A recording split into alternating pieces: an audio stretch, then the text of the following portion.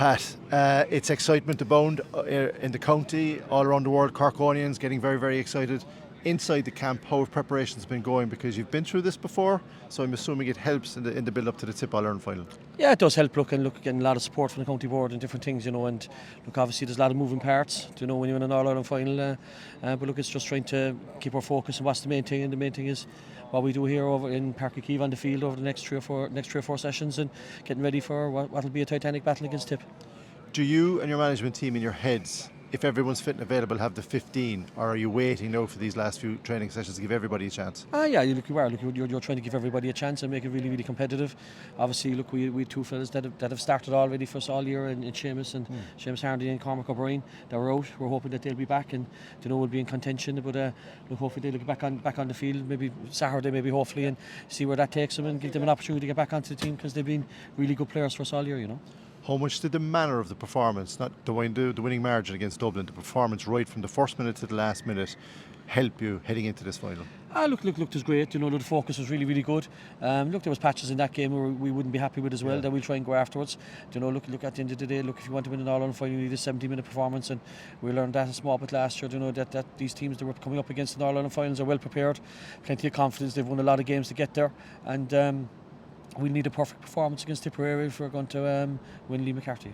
Any injury concerns coming into it, or the knocks? The fact that you had a bit extra time coming into the Dublin game help, and now that you've got the 2 weeks again? No, everything is great. Look, obviously, as Cormac and Seamus are the only two that everybody came out of the game at the weekend well, which is fantastic. And look, we'll give Cormac and Seamus every opportunity to get back onto the panel and the team.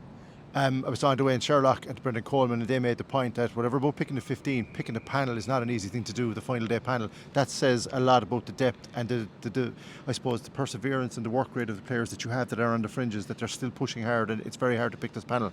Yeah, and fellas are pushing hard, and that's the key. Our A versus B matches and our in-house games are really, really competitive, but from our point of view, and it is difficult. Look, that's the difficult thing, telling a person they can't tug out an All-Ireland final day or tug out in any of the games going forward. So look, it's a privilege to be able to put on that jersey, being part of that 26, and that's what we're asking fellas to honour every day, to go out and train, and look, we're getting that at the moment, and we've another probably 3 or 4 sessions before the All-Ireland final, and they need to be at a really, really high level if we're to beat Tip. I see a lot of similarities with Liam Cahill and his management team and you and your management team, and since he's come in and what he did with Waterford, like Tip were down, but he's got him back up and he's got him playing, and there's a lot of momentum, a lot of young players coming in, just like you did as well.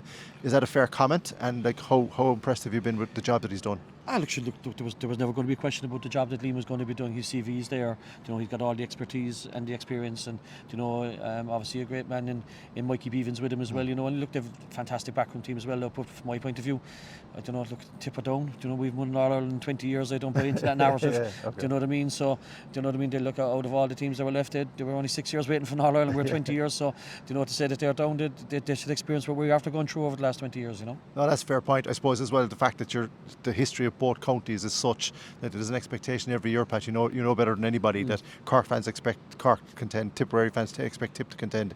They're coming up the road now with no pressure on them, because there's nobody expecting much from them this year, and the fact that they've reached an All-Ireland final and beaten Kilkenny to do it. Your job though is your own job, and focus the players and get you ready. Yeah, well, look, to be honest, you don't know when you get into an All-Ireland final. You don't know when you're going to win an All-Ireland final. Look, there's expectation in Tipperary. You can be guaranteed that they're after winning All-Irelands. At the end of the day, Tipperary have 9 or 10 fellas in their panel that have All-Ireland medals. They expect to win in 2 weeks' time. We're the lads chasing that elusive medal. We don't have anyone in our panel. We're chasing it. Unfortunately, the only fellas who have All-Ireland medals in our panel are in the management team.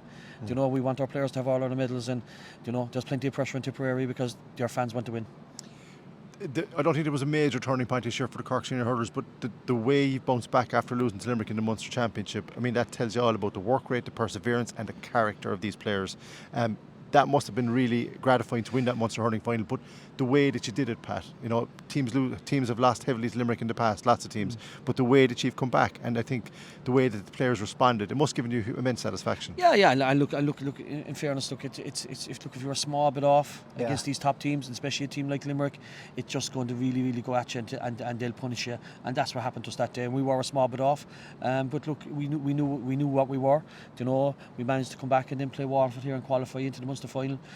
The lads showed great character beating Waterford down here as well. You know, a Waterford team that came up with absolutely nothing to lose and threw everything at us. And then we had a great build up for 2 weeks. That was a brilliant 3 weeks after the Limerick. You know, we got back on the horse straight away with a game against Waterford, and in 2 weeks of really good preparation, and that put us in good stead. But the lads showed great commitment to the group, great commitment to the jersey, and I wasn't in doubt of that for a second, to be honest with you, that we were going to perform that day. Was always sceptical of that day above in Limerick. You know, we were coming off a tough campaign, and Limerick were really gunning for us that day. But look, we were able to get over the line in the Munster final. I'm not going to ask you about the hype because I asked you about this last year. You know all about the hype. It's on the outside. Inside in the bubble of what you've got is very important, and you've managed that brilliantly since you've taken over. But the message that you had for the Cork fans last year was thank them for their support. The support you got again in Croke Park for a semi-final. Did you get an opportunity after the final whistle just to take it in for a moment, or were you still straight into business mode? No, you get in. Look, I think look, you get straight into business mode, and you pass on. And I think, look, fellas probably don't. You actually hear more noise in Páirc Keeve, you know, or in Thurles than you would in Croke Park. It's just so vast, especially when you're out in the field. You know, look, to be honest, I even asked my wife afterwards, was it noisy? You know, because you just don't. It just look, and it was noisy. It's hard to talk, but it's hard to get your messages onto the players and stuff like that. But from my point of view, look, you don't. That's something that we do miss. We don't see that in kind of enjoyment. You're just focused on what you're doing, but look, we greatly respect what every supporter's given to us. You know, and the money that's costing. You know, it's not cheap to go to matches. Not cheap for whatever the fuel, petrol, food, a few pints and all that side of things. But look, that's what we speak about a lot inside, is honouring the jersey and honouring the people that are following us, and making sure that we're representing them. But look, at the end of the day, it's about our group inside, the 38 players. It's about them representing themselves, and they're going after their own dreams of being involved in the All-Ireland final, and hopefully being able to compete in it. And just finally, you've always said, and you've been consistent on this is Cork's team. You're the manager and you've got your backroom team, but this is Cork's team. They've responded, I think the fans have responded and the players have responded.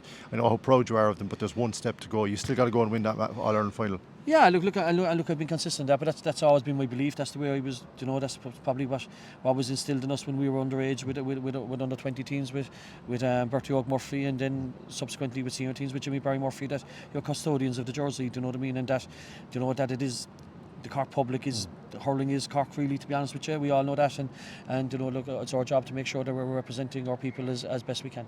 Well, everybody, Cork Straight FM and Big Red Bench, you've been fantastic to us all season. Thank you for that, and for the way you brought out the players to us.